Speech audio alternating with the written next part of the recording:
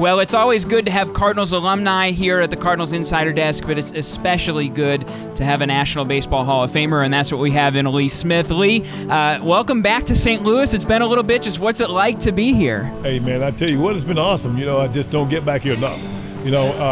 This city and really just the whole area reminds me so much of myself. Sort of laid back, man. But I tell you what, I miss the days here. Yep. I was reading that you really enjoyed playing for another Hall of Famer when you were here in St. Louis, Joe Torre. Early 90s, you had some crossover with Joe. What did you like about playing for Joe? Well, Joe was like, he said that I ambled to the mound, and I'm like, I don't know what that means, but I guess I was doing it right.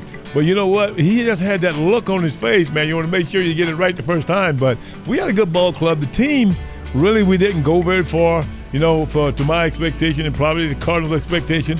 But we had good teammates, and that was the one thing I really enjoyed playing here. You were the all-time franchise saves leader for the Cardinals for almost 15 years. You still are for the Chicago Cubs. What's that mean to you to hold those records or to have held them here in St. Louis?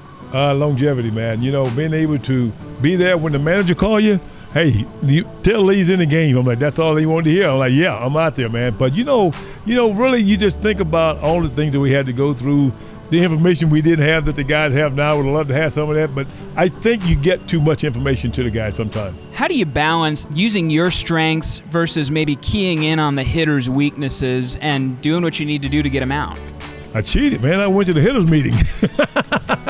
But you know what? I always would go and talk to the good hitters. It started with me, my days young with the Chicago Cubs. I used to go and talk to Billy Williams about hitting and what he looked for in key situations and what he tried to do with the ball, do with a certain pitch.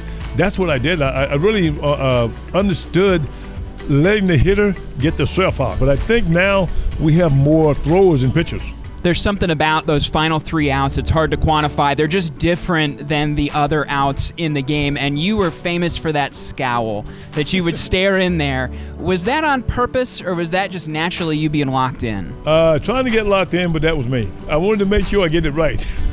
You know what, man? The defense behind you, that helps so much, give you so much confidence. So I wasn't thinking about trying to be a strikeout pitcher. And I think now guys are thinking more about striking guys out other than letting the defense help them.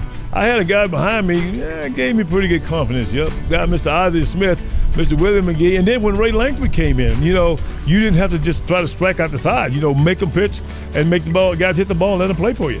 You were coming in an era where the modern closer was kind of becoming a thing. I saw a stat, it was almost 60 or 70% of your appearances were multi-inning at the beginning of your career. Just 17% were here in St. Louis. So by the end, you were getting the ball for 1 inning. Was that, I guess it was different for you, but how was it different to be called on for maybe 6 outs compared to 3? Well, you learn how to pitch. You don't go out there and just say, hey, throw the ball as hard as you can for an inning. You learn how to pitch, and I think that was really the key to my success. And, building up arm strength because, 162 games, a lot of people don't realize how many games those guys have to play, man. But to really learn as you get in there and learning your body and making sure that you have enough in the tank at the end. So I would cut back on how much I throw on the side, how much I throw when I warm up, especially if I warm up in that 7th and 8th inning and then even go in the game. So that was the thing you had to learn. He's one of the greatest ever to do it at the end of a ball game. He's Lee Smith. I'm Brett McMillan, and that's all for right now here at the Cardinals Insider Desk.